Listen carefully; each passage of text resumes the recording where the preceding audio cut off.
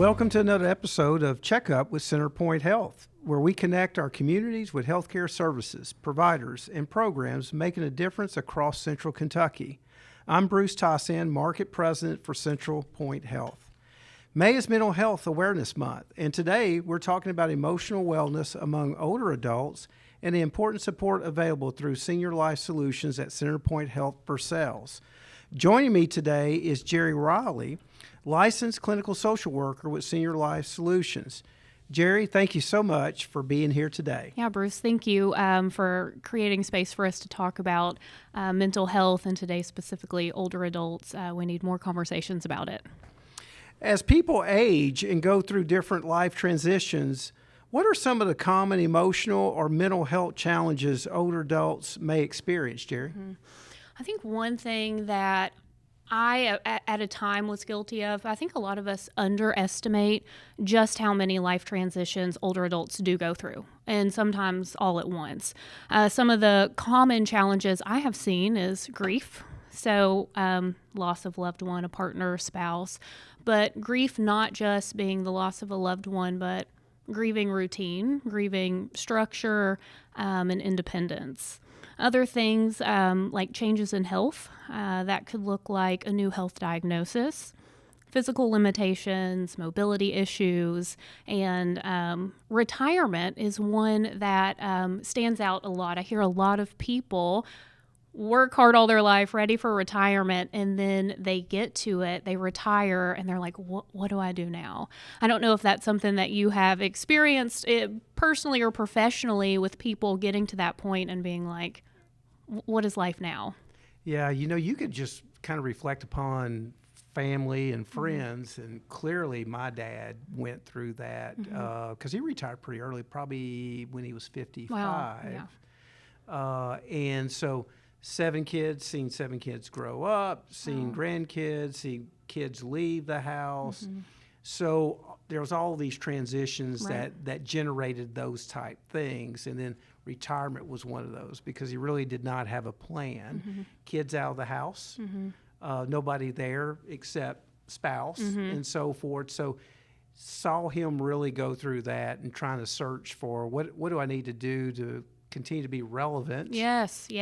From helping people in the career that he had and so forth. So I could see that, and probably many of our listeners would have pretty good examples of that also. Yeah, I think I've appreciated work more since being in this role, working with older adults who've experienced that. I think we sometimes forget what work can give us. From, I know how I'm going to spend 5 days of my week, what time I'm going to get up, why I get out of bed, right?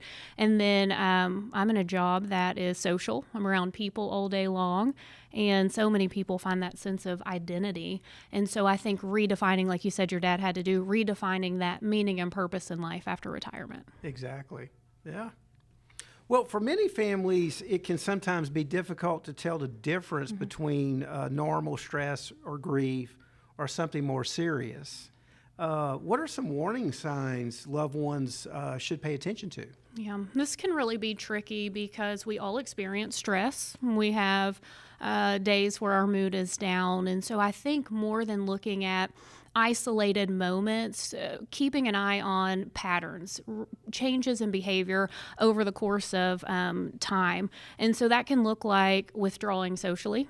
That would be a potential warning sign. Losing interest in the things that once brought someone joy. And so say you have someone in your life and they're cooking all the time and gardening, and then you check in and you realize they've stopped doing those things. Sleep and appetite changes can be kind of that cue of maybe we need to check in on that. So sleeping all day, loss or decrease or increase of appetite, and rapid weight gain or weight loss in a short amount of time. And then again, we all have stress, but really increased anxiety, that anxiety that shows up where concentration is really affected. Having someone say, I just can't even read a book anymore, right? I can't concentrate on the page, or difficulty making decisions. And so when we struggle, when we become indecisive, we might stop making decisions. And anytime hopelessness or helplessness is detected, I think all of those are great signs. I don't feel like depression always shows up like we might anticipate it to look like. And I know that because I work with people who begin group and they say, I didn't realize I was depressed. I didn't know that this is what that was. And so checking in, asking people questions and paying attention. Are they still connecting with life? That's excellent.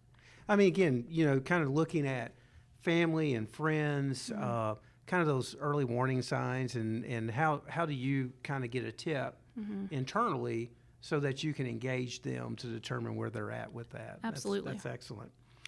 What would you say to someone who may feel embarrassed or hesitant about asking for help? That everybody deserves help. I think a lot of older adults have spent decades of their life taking care of other people, being a primary caregiver, working, raising families. And during those seasons of life, it is so easy to put our emotional needs to the wayside. And so I would want to tell anyone listening that if we were in physical pain, we would go get help. We would go to the doctor. We would get that checked out and say, what do I need to do about this? And I think emotional pain deserves the same amount of attention. Mm-hmm. And there's still a stigma surrounding mental health conversations, especially among, as you said, the older generation. In your mind, what are some misconceptions people still have about mental health and aging? One of the biggest misconceptions, I think, is that depression is a normal part of aging. It's not. It is not a normal part of aging. It is not inevitable that as we age, we feel depressed, we isolate, or we lose joy. So that is one. I think that when we break that misconception, we can catch those warning signs earlier when we don't chalk this up to just, well, so-and-so's getting older, right? And then the second big misconception that I think I've noticed is that asking for help is a weakness.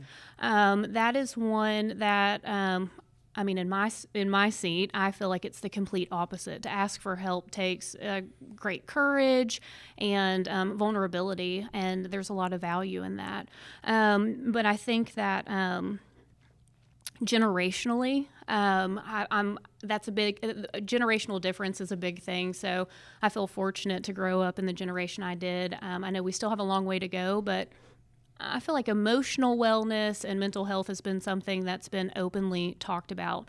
It's not out of the ordinary for me to check in with a friend and how are you doing? No, really, how are you doing? Right? Whereas older adults, I think that a lot of them experienced in their generation we're not going to talk about this. Or I hear, well, I had an aunt that had something, but nobody talked about that. And people were really left to battle those things alone. And I'm curious, Bruce, about in just healthcare and in generations, have you seen that change? Oh, 100%. I'll go to the baby boomers. I mean, you look at the baby boomers. I think you're spot on. It was more about you don't want to share that. You want to be the strong individual in the room. It's not a real illness, or it's perceived as not a real illness.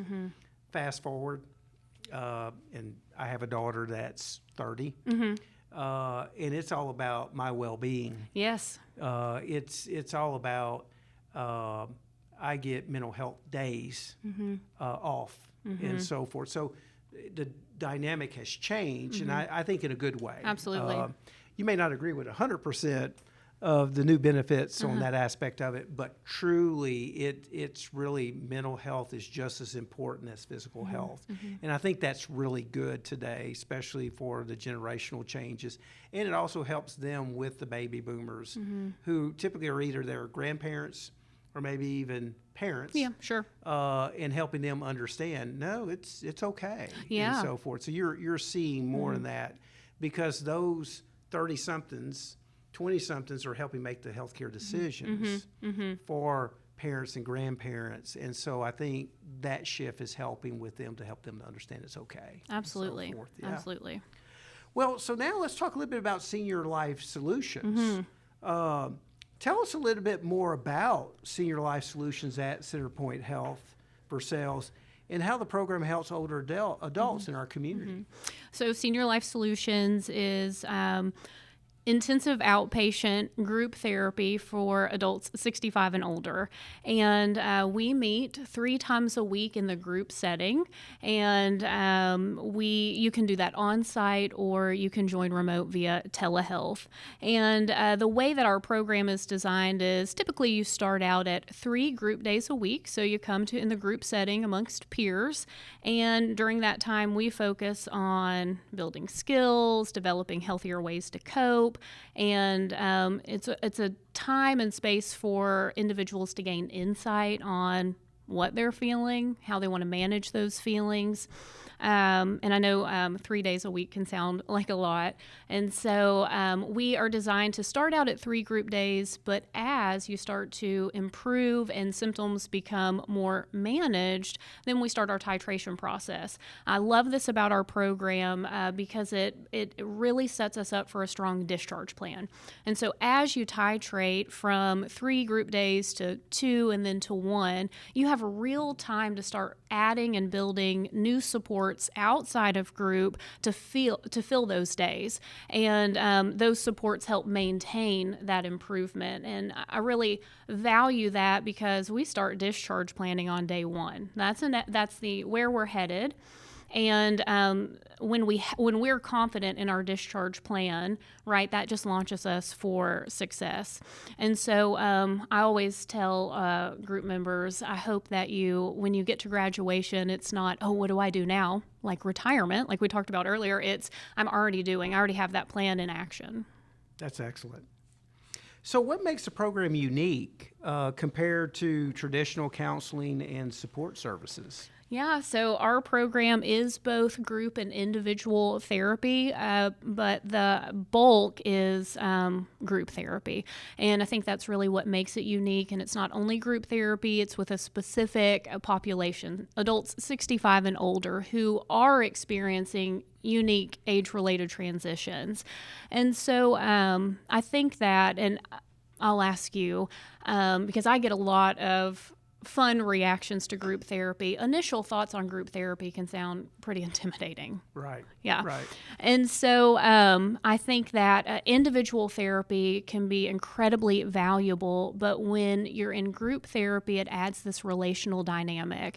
And in that dynamic, what I get the joy of seeing 3 days a week is someone join group who has felt alone and isolated with certain symptoms, and then hear a peer share something that they have gone through, that they have felt alone with for months, years, right? And so I think that is an incredible part of group is there is power in recognizing you're not alone. And then I think another neat aspect about group therapy is that's a little bit different than individual therapy is, of course, you show up to group to do self-work, work on you, but along the way, you become support and encouragement to peers. And there is so much value in helping others. And in group therapy, you get to play a role in that. Just in that interaction, we can start to see that meaning and purpose rebuild. So those are a few of the things that stand out and really probably 9 times out of 10 when I'm speaking with a new person who's considering group therapy, they're skeptical. I don't know how group therapy would, sitting around in a room talking about my problems will help me. And I think we all have an idea of what that would look like. And it feels a lot like this right now, sitting with somebody, listening to what they're saying. I bring some skills to the table and we talk about that, but it's relational and conversational. And I think that is a therapeutic part that you don't always get with individual therapy. Builds that community. Yes. I kind of would align it with when you look at cardiac rehab programs. Cardiac rehab programs are meant to just do that, get your cardiovascular back where you need to be. But it's really community. Yes. Because a lot of these folks come in with open heart bypass surgery, cardiac caths. They're scared. They're worried. Yeah. And it builds a community together that we're going to get this get through this together Yes. and so forth. So it builds that family atmosphere. So I can see how that aligns, on your program. Yes, and I so love forth. that comparison and just the same principle. I'm not alone in this. Yes. We feel stronger when we're not alone. That's right. That's right. So, what kind of outcomes or changes do you often see in your patients or participants who complete the program? Many people begin group isolated, maybe a feeling overwhelmed, anxious, socially withdrawn, and over time we get to see coping skills develop, right? And so the things that at one time were overwhelming now feel manageable. Right, there's a plan in place, and we've started working towards steps of getting that managed. And the socialization in group typically bleeds into their life outside of group, right? Now that they have built back a little bit of confidence, feeling that sense of connection again, people start to plug into the community. A lot of people add the senior center or church group volunteer things into their discharge plan because they recognize how much that socialization has helped. A neat thing about group therapy being 3 times a week is it really starts to build shape a week for someone, structure and routine. And that is something that people like to continue on with, right? Well, I need to add something because having somewhere to be at 9, 10, whatever time that is helpful, right? And then re-engaging in activities that they once enjoyed. And so thinking about hobbies, I think I mentioned earlier, someone who loves gardening and cooking and they stop that, we see that back, right? They are back into doing the things that brought them joy and the way that they really connect with others. That's excellent. So, Jerry, I got one last question. As we recognize Mental Health Awareness Month, what message would you most want listeners to take away from today's conversation? I'd want to say that, again, getting older does not mean that you feel depressed. Again, I want to hone in on that and that there is support out there. There are, in our community, Senior Life Solutions wants to be one of those supports. We want to be that support, and if we cannot meet your need, we want to connect you with other resources that can. That's a thing that we take very seriously in our program is if we're not it, we want to connect you with what is because we want everyone to have that support at the end of the day. And with our program, anybody can refer. So I'd love if it's okay to share our number. So anyone could call if they thought of somebody during this. And when they do call, all that does is it initiates a conversation. And so our phone number is 859-879-2459.